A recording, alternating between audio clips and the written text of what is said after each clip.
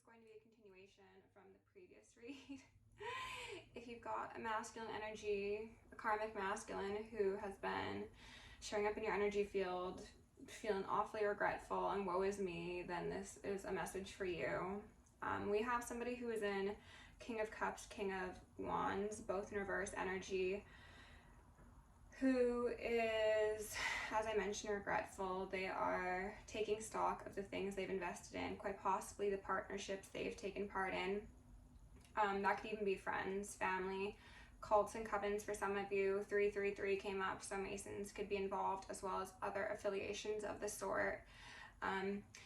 Regardless of who influenced this individual, they are not quite so happy with the outcome of their partnerships. So they're feeling very burdened. We had the 10 of Wands come out, the 7 of Cups in reverse. They're feeling pretty illusioned or disillusioned now, who knows.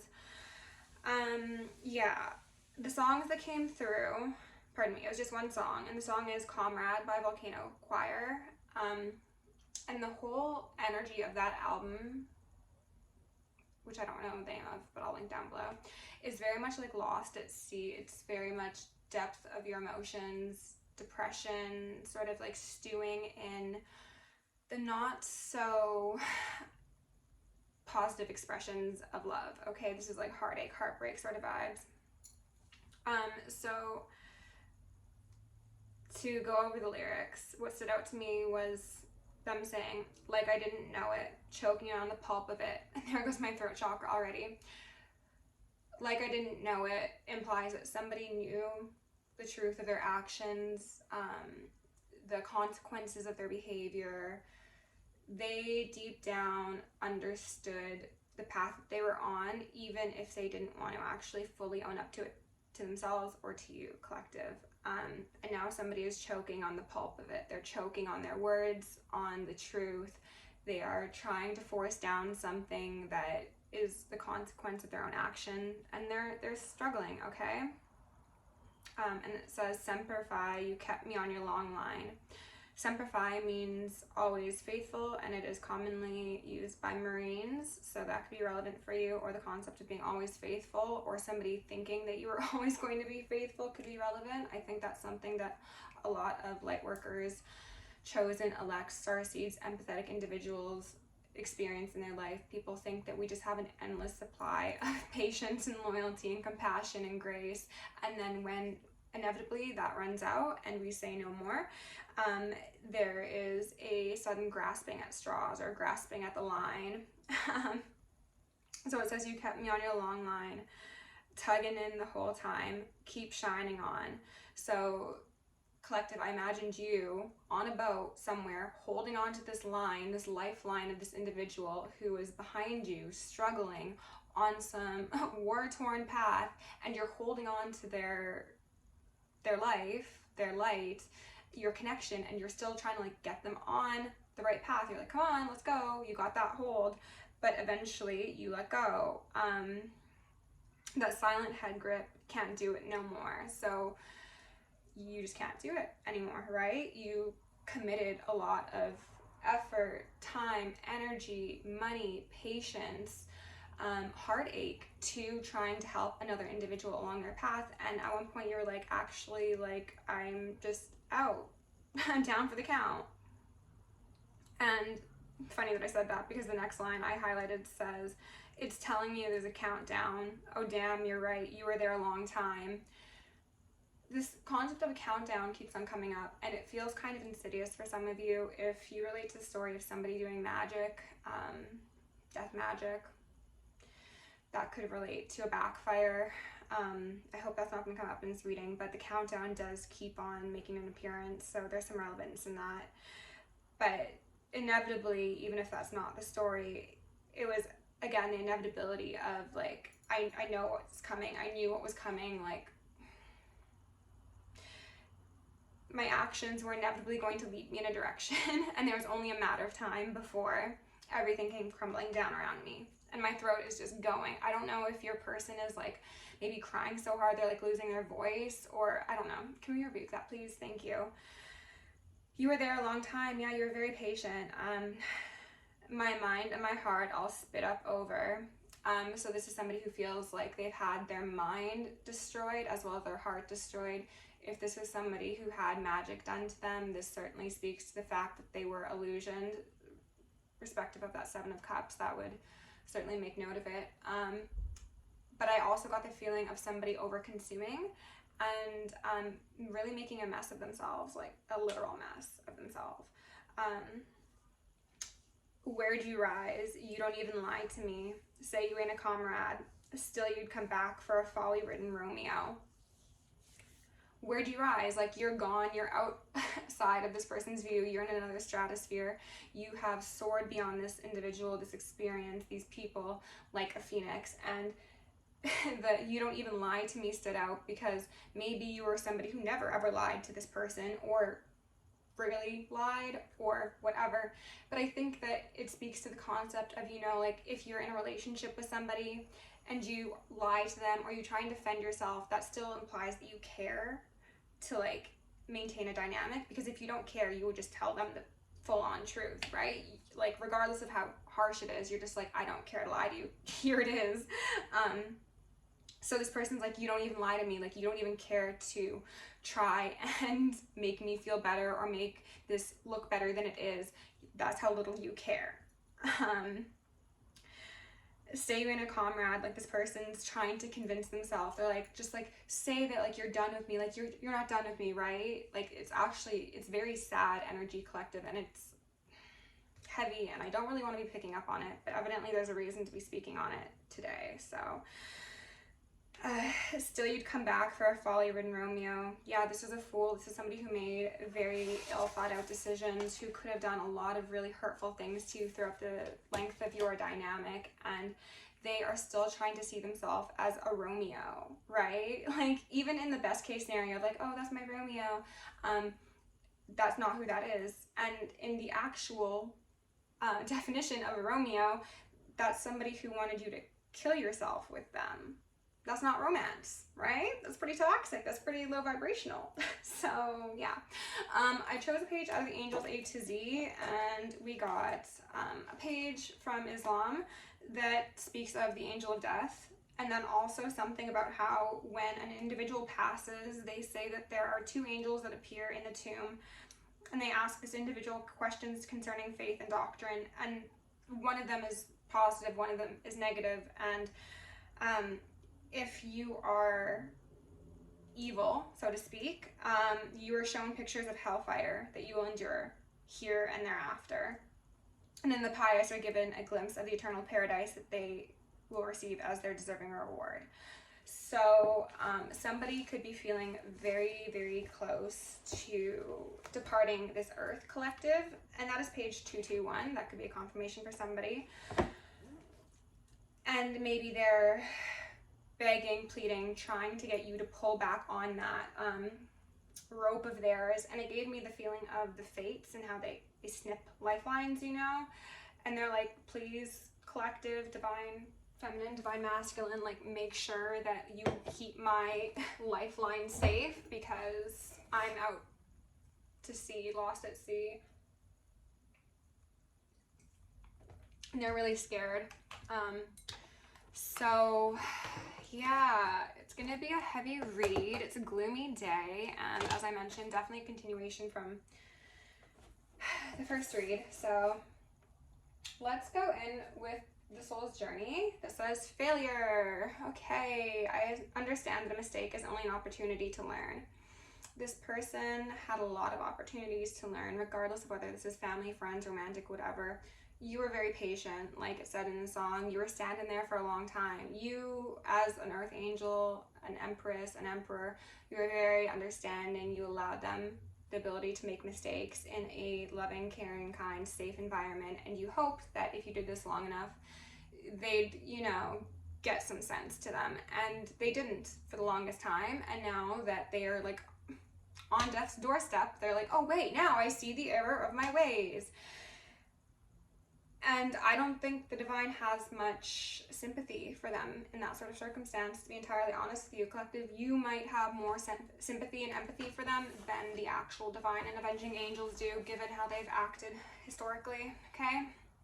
So With love, light, and gratitude, I call upon the Ascended Masters, Archangels, Ancestors, Guardians, Galactics, and Guides, and highest white light and frequency of love to assist me in channeling messages clearly and concisely for the highest good of my collective at this time. I'm also going to lovingly and adoringly call upon Saint Germain, the Violet Flame, to assist me and all worthy hearts with the effortless and immediate task of transmuting any lower level energies, entities, and others seeking to influence us or Gaia at this time. Thank you for blessings, thank you for protection, thank you for guidance, and thank you for connection. I'm also going to declare complete and immediate energetic sovereignty for myself as well as the collective. We're going to blind and block any unlawful remote viewers, psychics, spies, tarot readers, government officials, nosy exes, family members, friends, monitoring spirits, whomever may be seeking to infringe upon our energetic sovereignty. Because we are energetically sovereign beings, we shall act as such and we will be treated as such. And so it shall be. Let's do a couple more because I feel like we need it, okay?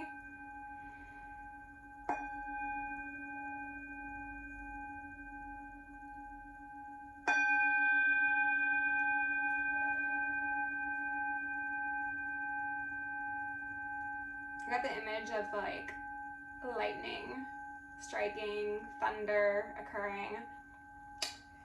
And we had doubt fallout. This says, I release the need to know all the answers, especially if this relates to somebody who did magic and, or maybe if they didn't even do magic. If this person's just lived a very low vibrational life and they, for whatever reason, feel as if, again, they are on death's door, death is on their door, whatever, they are feeling very doubtful of where they're going to be going in the afterlife. And Spirit saying you don't get to know all the answers. And there's something about the evil eye, as well as wards, that could be beneficial for you. Ward your mirrors, collective. Possibly wear the evil eye, meditate on the evil eye, draw the evil eye.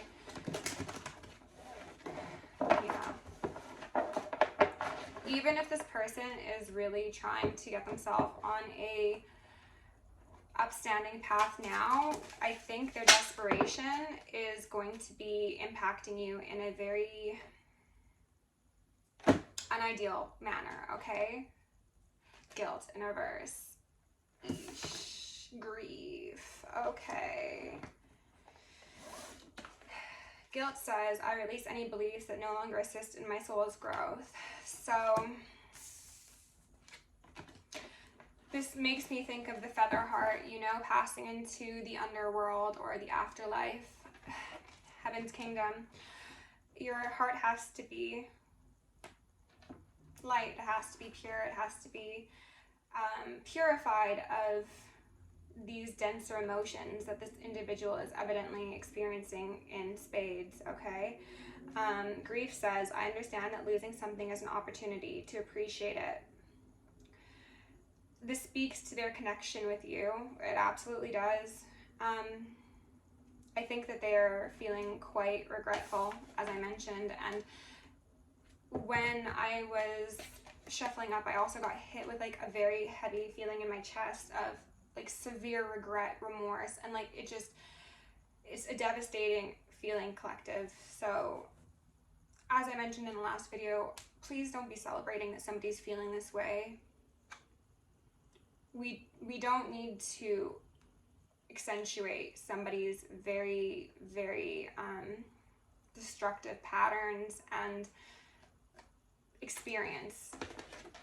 They're dealing with a lot right now. Send them love, send them light. That doesn't mean allow them back in your life, but this person needs all the assistance they can get to transmute this energy, whether they are staying on this earth or they are transcending to a different realm, okay?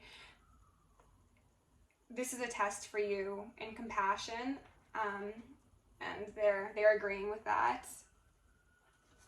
It's gonna be tough. I assure you. I see how distorted this person acted and how much pain they put you through and how confused you were and how it impacted your self-esteem and your ability to support yourself and just be yourself. And I understand that a great deal of pain and struggle and strife comes along with that. But thankfully, being a chosen one, a child of the divine, somebody who has self-love, you were able to transmute that experience a lot easier than somebody who operates mainly in these denser emotions. So you're going to fare a whole lot better than they will. So just try and have compassion, okay? Oh, did I tell you the... Yes, I did tell you the card that came out. Okay, we've got an 8 of Pentacles here, putting in work. Eyes on the prize. Hanged Woman, okay. Reflection, inner work. Death in reverse. Okay, and they're ringing me. Okay, for some of you, this is going to be about somebody actually passing away. I hope that they don't really touch on that in this reading. For others of you, this is just going to speak to a very, very heavy death process and ego death that somebody is experiencing because of the way they've lived previously, being so low vibrational. They are now being forced into this hanged woman, hanged man position where they're being bound up. Some of them could have been involuntarily admitted to psych wards or things of the sort. They could have been on like watch to make sure they didn't harm themselves or somebody else. They're being told to hunker down and prioritize a new path forward because they have been acting like a fool, like folly-ridden Romeo, you know? So best case scenario, this is somebody who's going through a dark night of the soul, Saturn return, things of the sort. I just got a glimpse of the tower. And they feel like they're dying because of the way that they lived previously, coming to a very abrupt, dramatic end. For others of you, this is somebody who is now dealing with some extreme illness, whether that be mental, physical, spiritual, and they are understanding the severity of their behavior and what that is going to equate to for their passing. And now they're very desperate, they're very scared, they're very afraid, and perhaps looking to you for guidance, especially if you're somebody who does stuff like me and you have your own channel or you post things. I think that this is an individual who is looking at anything they can possibly get their hands on to get some insight into their fate, because if this was somebody who had gifts, they've lost their gifts. So they're now like paying for readings, they're getting excessive readings done, and they're hoping that you can give them some clarity on their path. And my solar is just going nuts. I'm going to ask for Archangel Michael and Archangel Metatron to shield me in the collective in 1,000 rings of holy light, in 1,000 rings of holy fire, and 1,000 rings of holy alabaster. I'm going to invoke and initiate the maximum security protocol for myself as well as the collective. I've got a I want to say Queen of Pentacles, Queen of Swords out here first. This could be you, this could be your guides, this could also be a judge, lawyer, representative of the legal system. This is a discerning air energy who is taking no shit, who is calling people out, calling the shots. And also, I think this represents Ma'at, weighing hearts. Okay, 4 of Swords. Best case